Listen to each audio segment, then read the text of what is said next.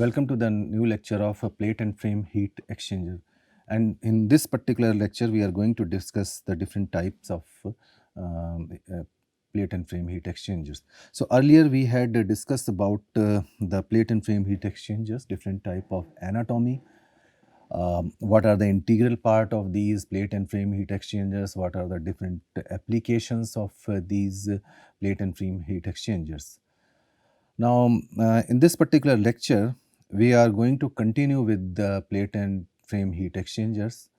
Thereafter, we will discuss about the spiral plate exchangers, and we will discuss about the various aspects of heat exchanger designs, and we will discuss about the MTD, that is called the mean temperature difference.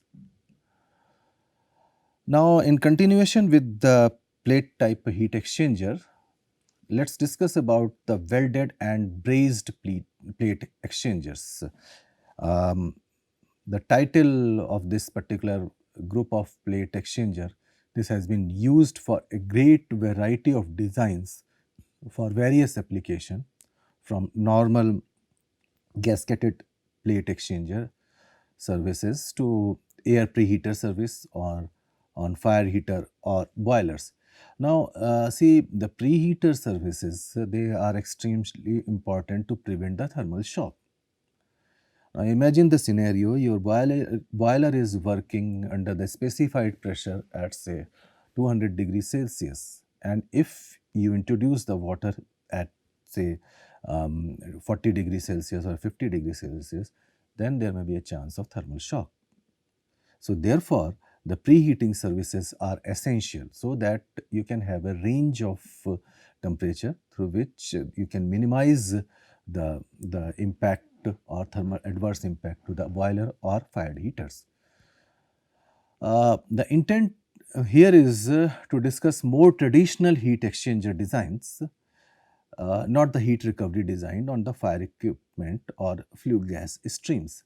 Now, these flue gas stream, they are again very important because it carries a substantial quantity of heat, and if you let it go, then definitely it's a great loss, and simultaneously you have to maintain the adequate temperature so that it can pass through the desired barrier.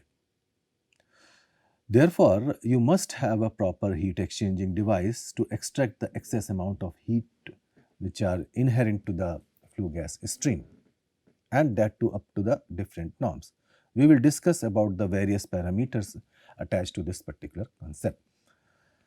Now, there are many similarity do exist between these products, but the manufacturing techniques, they are quite different due to the normal operating condition under these unit they are experiencing. Now, to overcome the various gasket limitations, the plate heat exchanger manufacturers, they have developed the welded plate exchangers. Now, what is this welded plate exchangers? Now, these can be fabricated in different ways. Weld plate pairs together. These are the plate pairs, and then they weld together with the other fluid side conventionally gasketed. Weld up both sides, but use sometimes horizontal stacking of plate method for assembly. Entirely braze the plates together with the copper or nickel brazing, and diffusion bond then the pressure form plates and bond each's passage plates. Now, most methods of these welded plate manufacturing, they do not allow for inspection of heat transfer surface, mechanical cleaning of that surface, and have a limited ability to repair or plug off damaged channels. And these are extremely important because during the course of time of a use, these kind of deficiency may occur. Now, these limitations are usually visible when fluid is heavily fouled, it may have solid, or in general the repair or plugging ability of for severe services. If you have any type of previous type, then there has an additional consideration of brazing the material for fluid compatibility. The brazing compound entirely coats both the fluid heat transfer surface as well as the entire surface. Another category is the compe block type of heat exchanger. It has an advantage of removable cover plates similar to air cooled exchanger headers or to observe both the fluid surface area. The fluid flow at 90-degree angle to each other on a horizontal plane. Now, logarithmic mean temperature distribution, LMTD correction factor, the approaches one for compe block just like the other welded and gasketed plate heat exchangers. Hydroblasting of a compe block surface is also possible. The compe block has higher operating condition than plate heat exchangers or welded plate heat exchangers.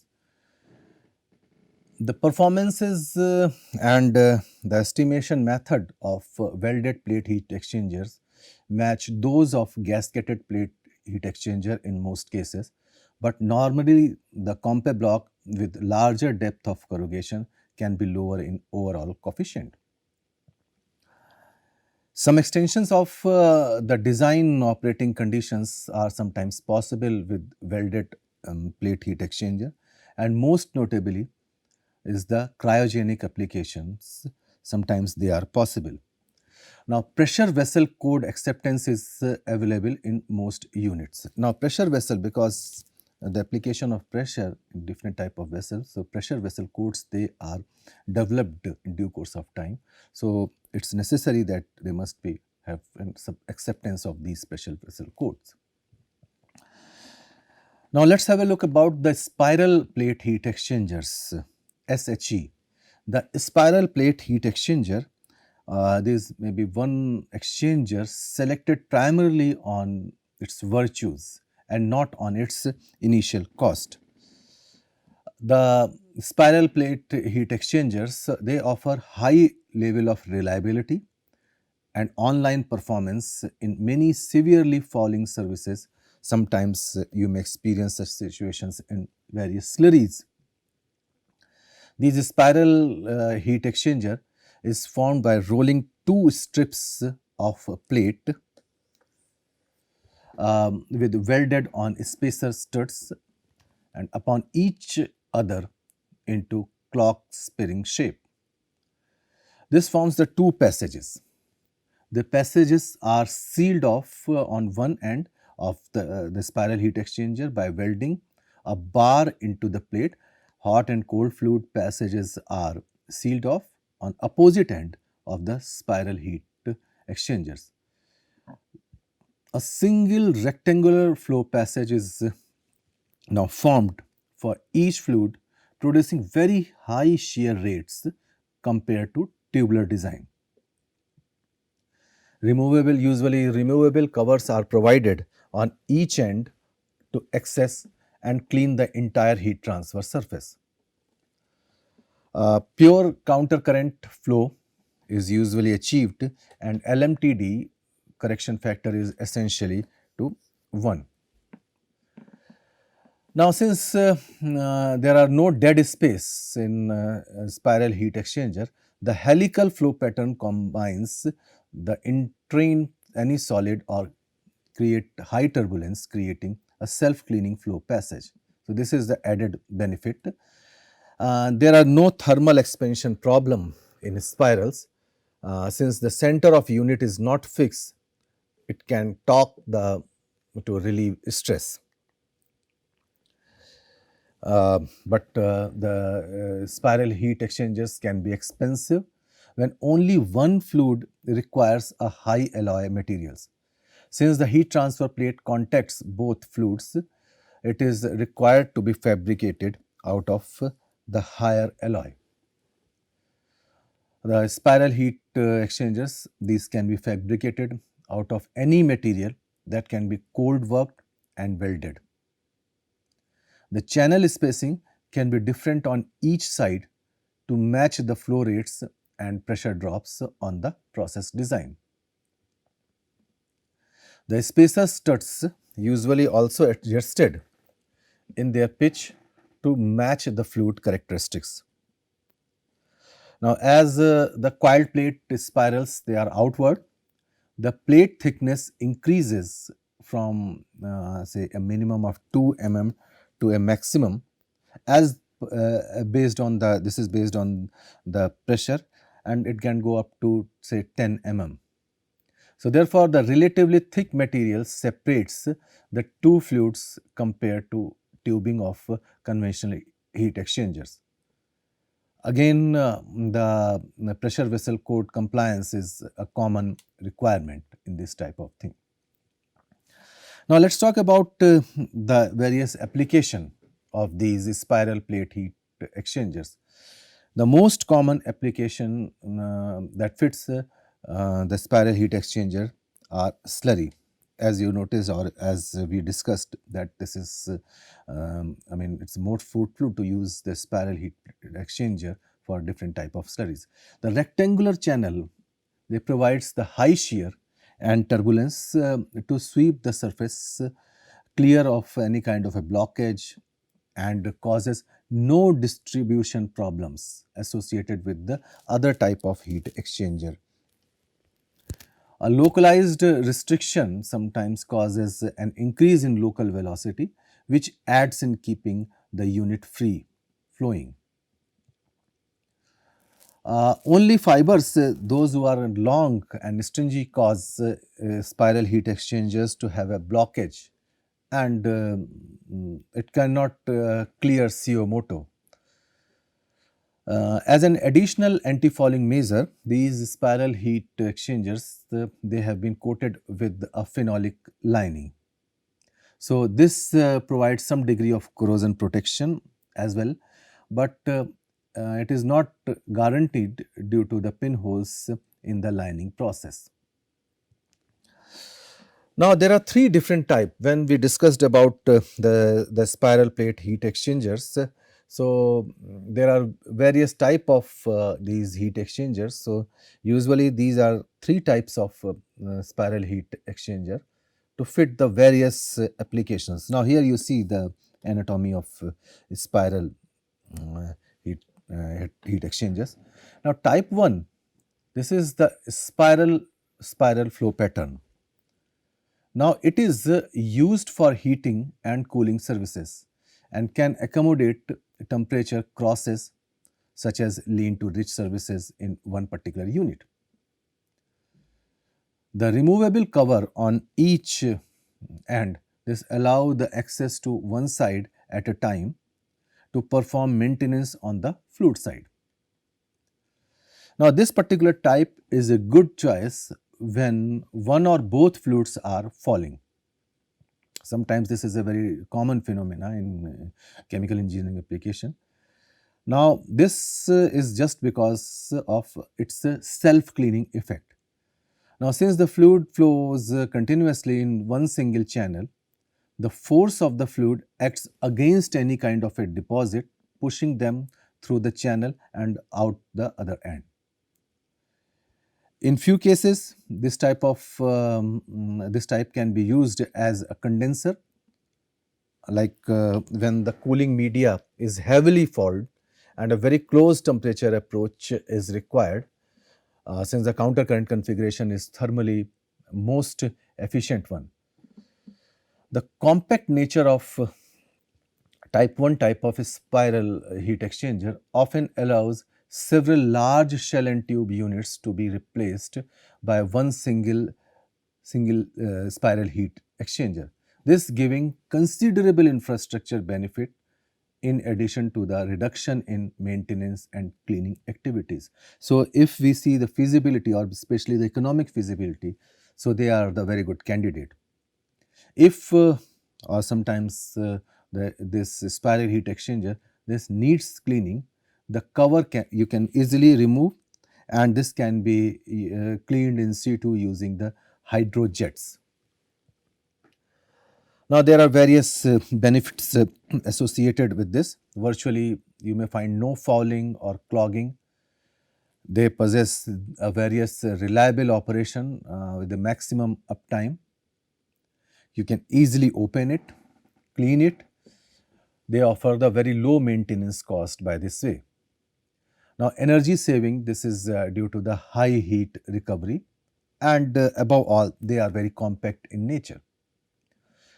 You may find the various application, especially with respect to the falling liquids, those containing the solids, fibers, liquor, slurries, sludges, etc. Liquid like preheating, heating, cooling, interchanging, and when you require any kind of a heat recovery from any fluid. Now let us discuss about the type 2 units. They are the condenser and reboiler designs. Here you see these are the condensers and reboilers. They are very common in chemical engineering operations like reboiler refineries. There's more common condenser again in the refinery operation. So here you are introducing the vapor, water inlet, water outlet, and the condensate outlet. Similarly, you are introducing the liquid, hot water, you are getting the vapors, that is the reboiler, and obviously whatever water this is coming out. Now, one side is the spiral flow and the other side is in cross flow. So, this type, that is type 2, the spiral heat exchanger is used for two phase duties, both condensing and evaporation, that is the reboiling. In this configuration, the spiral is always in the vertical position. You can see over here. The compactness of the spiral heat exchanger and the fact that is mounted vertically, it allows to be installed with a very small footprint compared to the equivalent shell and tube unit, and reduces supporting structure and piping complexity. The type 2 spiral heat exchanger has cross flow rather than counter flow. Now, because of the good channel gap on the condensing side, there is generally a very low pressure drop on the condensing circuit, because this is a very common problem. Because when there is a condensation, then there is a drastic pressure change. So, when we are having a very low pressure drop on the condensing circuit, therefore, it is ideally suited for vacuum condensation duty. So, again one broad spectrum of its application covers. Now, these spiral heat exchangers, they provide very stable design for vacuum condensing and reboiling services. Now, a spiral heat exchanger, it can be fitted with special mounting connections for a reflex type vent condenser application. The vertically mounted spiral heat exchanger directly attaches on the column or tank. Now, there are several benefits associated with the spiral plate heat exchanger, that is type 2. They are having the low pressure drop, which is ideal for vacuum condensation. They possesses the reliable operation, that is a maximum uptime. They offers low maintenance cost, and they are very compact and easy to install. They offers a wide spectrum of application, like in gases, the pure vapor and mixture with the inert gases. Vapor liquid, the top condenser, reflux condensers, vacuum condensers, vent condensers, reboiler with falling fluid, and the gas coolers. Now let us discuss about the type 3 type of spiral plate heat exchanger. Now these units, they are the combination of type 1 and type 2, where part is in the spiral flow and a part is in the cross flow. You can see over here this figure. Now these spiral heat exchangers can condense and subcool in a single unit. The unique channel arrangement, this has been used to provide online cleaning by switching fluid side to clean the falling and sometimes caused by the fluid which has been previously flowed there, and that is to the of the surface. The main feature is that the liquid being heated by the steam is generally falling. Therefore, the circuit is designed to be accessible for cleaning, which is not in the case with the normal type 2 which we discussed earlier. So, this offers an added benefit. Now, in addition, the counter current nature of the type 3, this allows the tighter temperature approaches than the achievable with the cross flow nature of type 2. So, again it offers the added benefit. The phosphoric acid coolers use pond water for cooling and both sides fall. Water, as you can expect, that phosphoric acid deposit crystals. So, by reversing the flow side, the water dissolves the acid crystals and the acid clears up the organic falling. So, the spiral heat exchangers, they are also used as oleum cooler, sludge cooler heater, stop oil heaters and other services where the multiple flow passage design have not performed well. Now, there are various benefits associated with the spiral plate heat exchangers, especially type 3. Virtually no clogging, no falling. It's again the reliable operation with the maximum uptime. Again, you can easily open and clean with a low maintenance cost, and because of the high heat recovery, you can save a substantial quantum of energy. The application is quite obvious as we discussed that falling liquid containing solids, fibers, liquors, slurries, sludges, they are requiring heating by steam. Now, we have discussed significantly about different type of heat exchangers. Now, question arises that what should be the approach to design the heat exchanger? Usually, it is anticipated that one must have a basic heat transfer knowledge or a proper heat transfer knowledge in the design of practical heat equipment, and usually this is an art.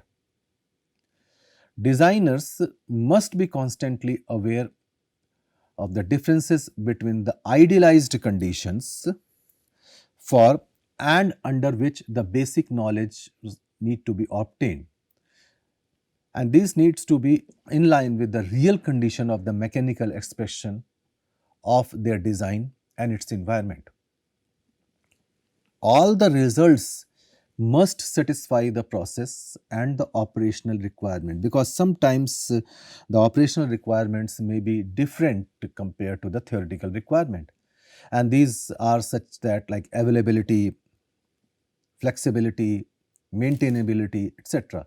And above all, the economic feasibility needs to be addressed.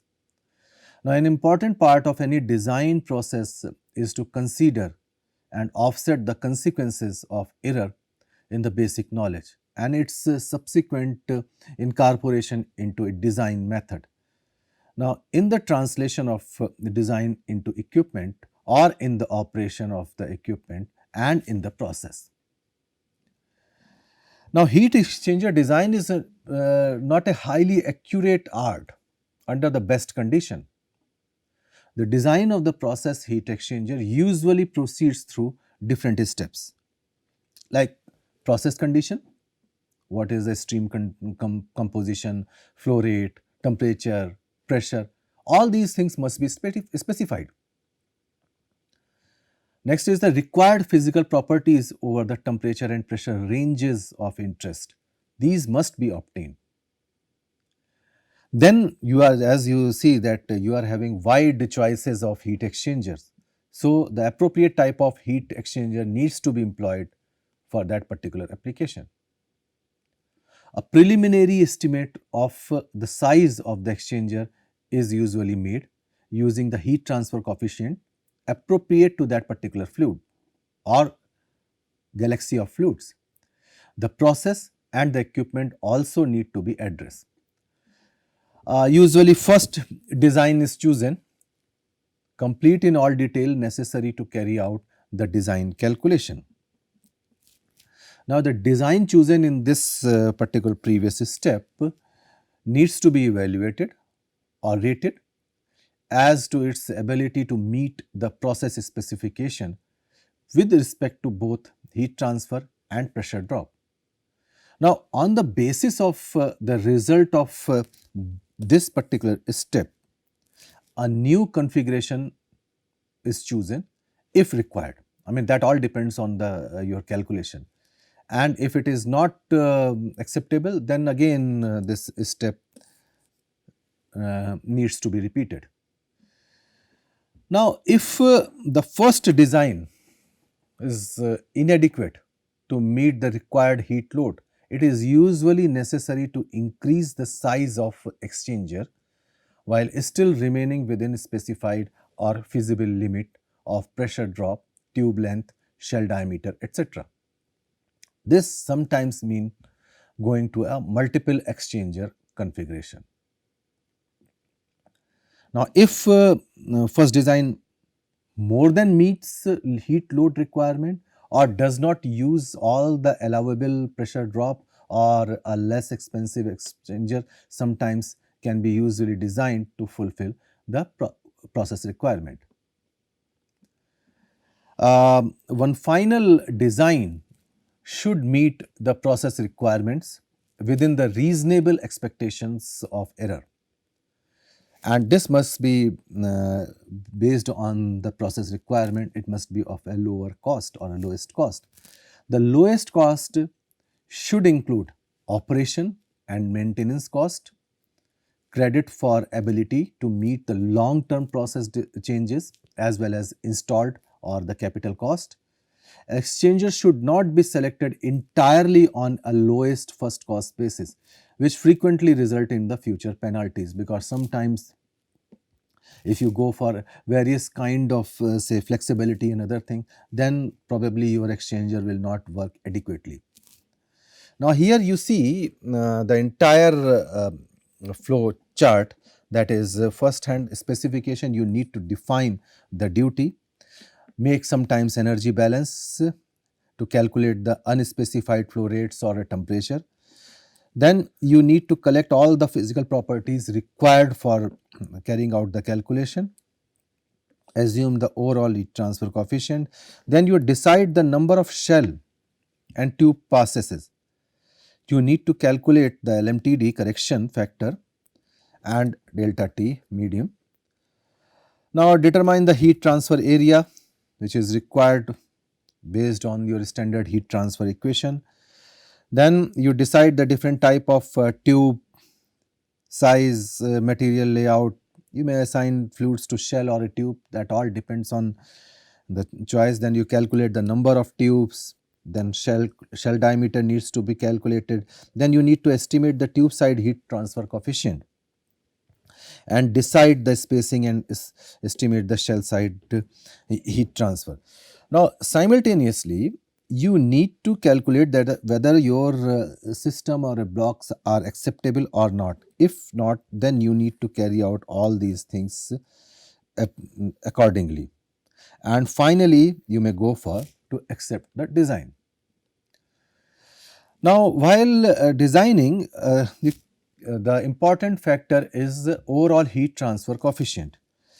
Now the basic design equation for the heat exchanger, as we can discuss here, that is dA is equal to dQ over U delta T, where dA is the element of surface area, because surface area plays a vital role in the heat exchanger.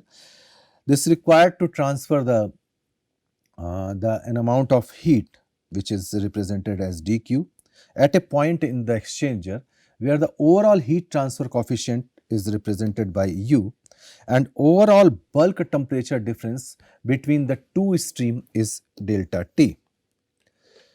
So when we talk about the overall heat transfer coefficient, this is related to the individual film heat transfer coefficient and a falling and a wall resistance.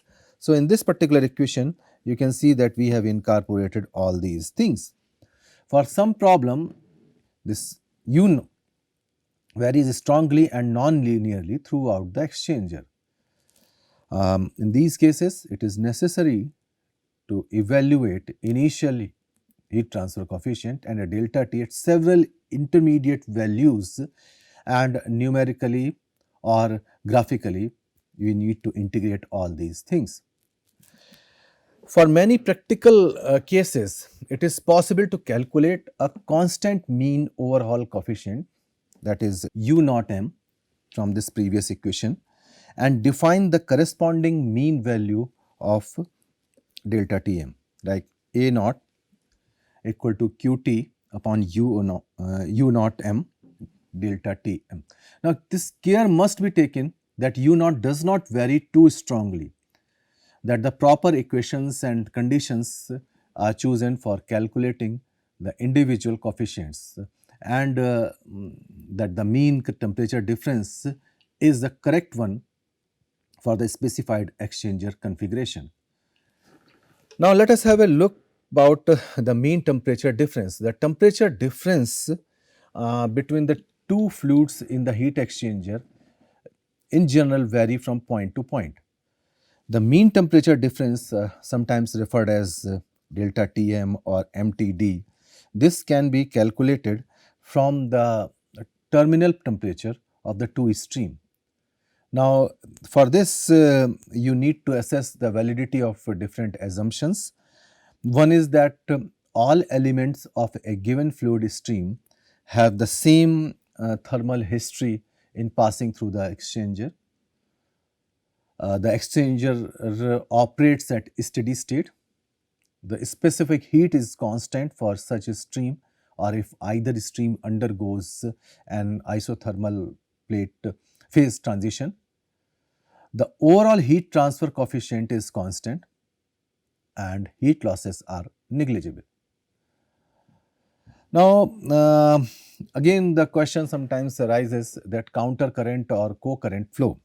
Now, if the flow of the stream is either completely counter current or completely co-current, or if one or both streams are isothermal, condensing or vaporizing in a pure component with negligible pressure change, the correct mean temperature difference is the logarithmic mean temperature difference, that is LMTD, and it is defined as LMTD delta TLM, that is delta T2 minus delta T1 upon ln delta T2 by delta T1. So, in this particular lecture, we had discussed about the remaining part of our heat exchanger, plate heat exchanger, and we discussed about the spiral type of heat exchanger. Then see, all these heat exchanger needs to be designed rigorously. So, we discussed various elements of designing for heat exchanger. Then if you wish to have further studies, then we have enlisted a couple of references for your convenience. Thank you very much.